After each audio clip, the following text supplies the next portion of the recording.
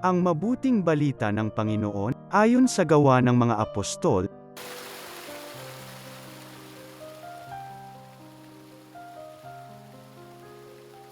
Mahal na Teofilo, isinalaysay ko sa aking unang aklat ang lahat ng ginawa at itinuro ni Jesus buhat sa pasimula hanggang sa araw na siya'y umakyat sa langit.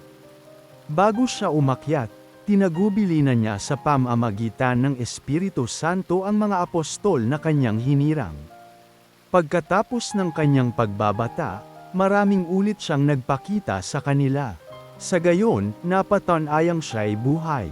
Nagpakita siya sa kanila sa loob ng 40 araw at nagturo tungkol sa paghahari ng Diyos. At samantalang siya'y kasama-sama pa nila, kanyang tinagubilinan sila. Huwag muna kayong aalis sa Jerusalem. Hintayin ninyo roon ang ipinangako ng Ama na sinabi ko na sa inyo. Nagbinyag nga sa tubig si Juan, ngunit di na magtatagal at bibinyagan kayo sa Espiritu Santo. Kaya't nang magkasama-sama si Jesus at ang mga alagad, nagtanong ang mga ito, Panginoon, itatatag na ba ninyong muli ang kaharian ng Israel?